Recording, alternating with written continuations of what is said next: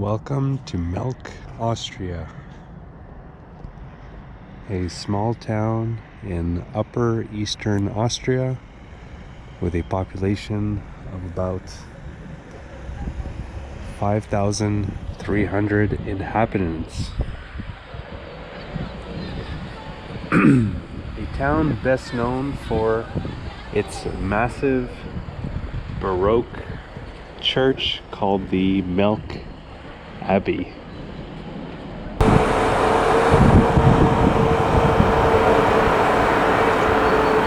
Melk Abbey has history going as far back as the year 1089.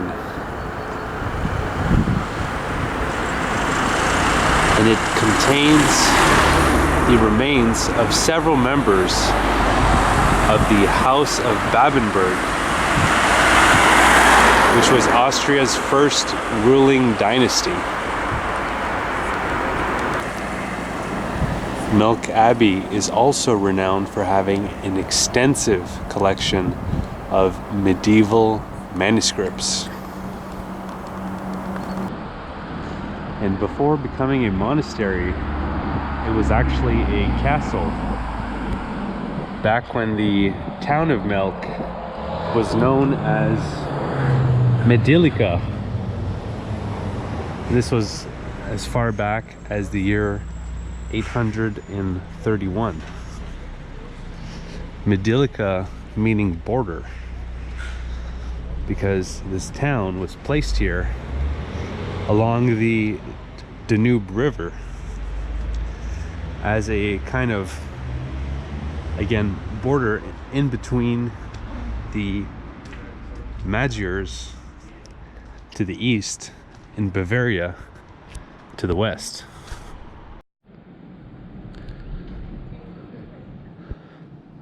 So we're now on Sterngas or Sterngay, which is the oldest street in the town. So what used to be the main street, where you can see the remains of the old wall, because again, before this was a castle when the Franks and Navars were in war.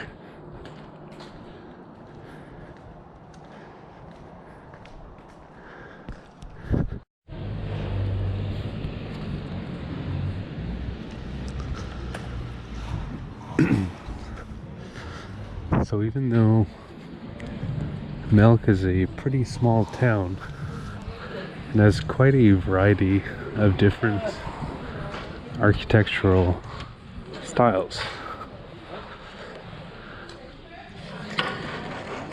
Here we have the old town hall,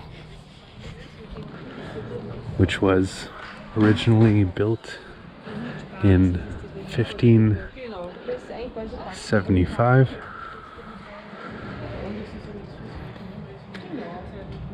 Recently rebuilt about 150 years ago.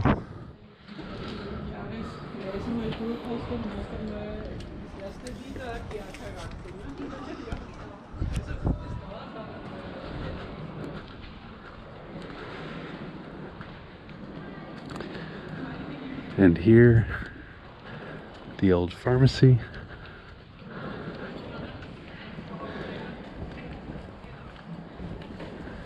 Here again, some of the older elements have been kept. Obviously, they've deteriorated quite a bit, which is rather normal given that they date back to 1557.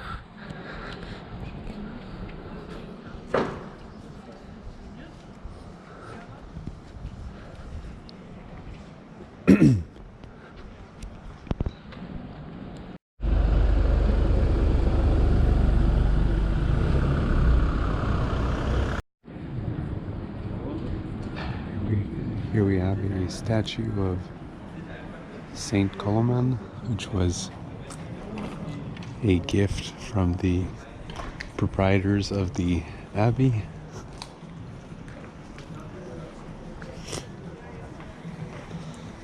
And this building over here with the two small towers is the old bakery, which is over 400 years old.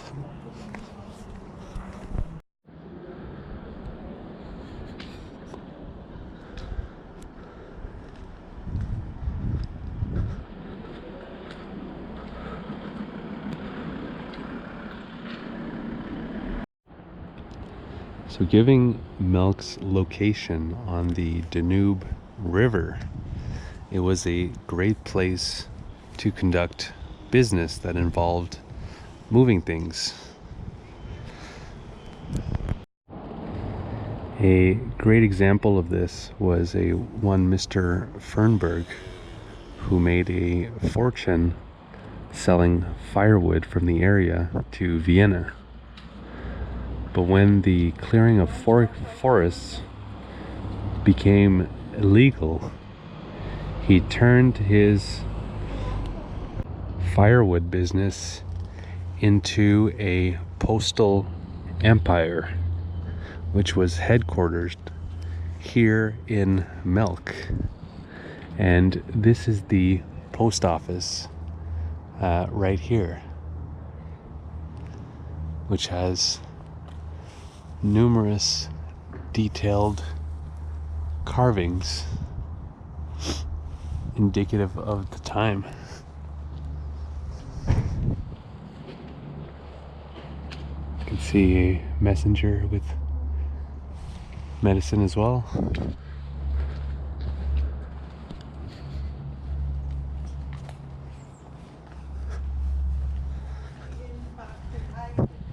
This was a little bit later on in the 1800s.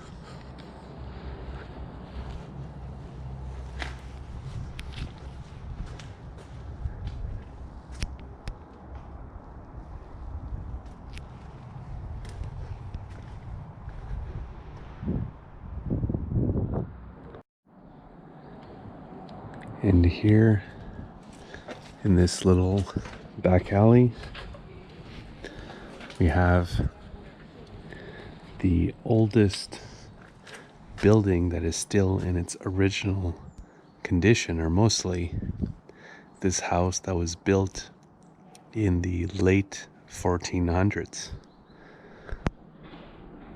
It's called Haus am Stein, which means house at the rock.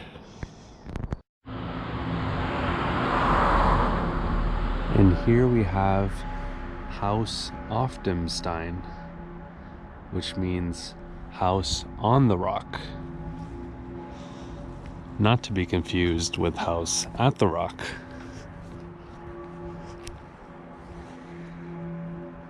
This one was built in approximately 1550 and was used as an atelier for the Austrian painter Walter Prinzel.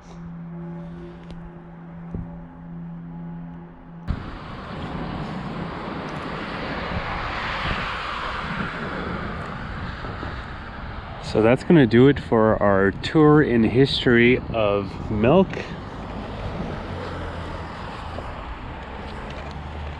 A pretty cool town. There's a lot more to see than what I showed in this video. And the town is very well set up for tourism. When you first enter the town, there's an information center where you can grab a map of the town, and then it'll show points of interest. And then once you get to one of the points, there'll be a little sign with information about this particular landmark or building, which is pretty neat. And there are a lot of cool buildings.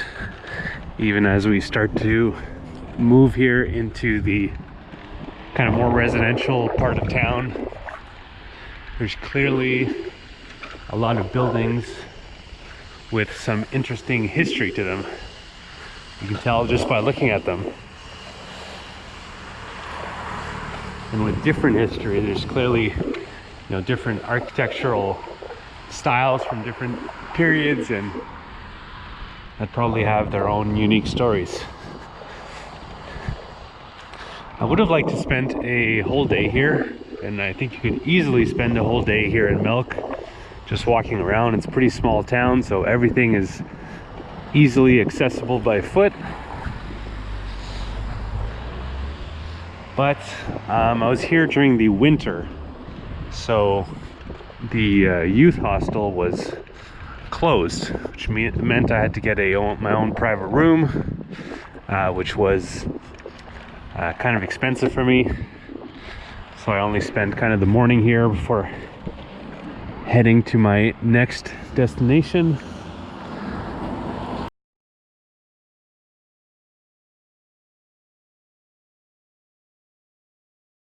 Out a video of the small city of Linz, Austria.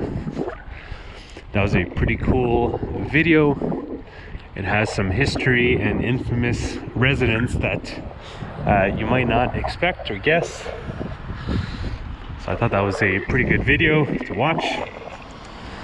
And I've also made a longer piece of content called Bicycling the Danube River, which is my adventures bicycling a good portion of the Danube River. And that was a pretty cool and scenic adventure. So definitely recommend checking that out if you're interested in Austria or in bicycle touring, or just pretty scenery. I was in Austria as part of a larger bike tour, bicycling through Central and Eastern Europe. And before that, I bicycled from Cape Town, South Africa to Nairobi, Kenya. That was a lot of fun. And so was my trip before that, going from Canada, where I'm from, to southern Patagonia in Argentina. And all those videos are available on this very same YouTube channel, Hum of the Earth.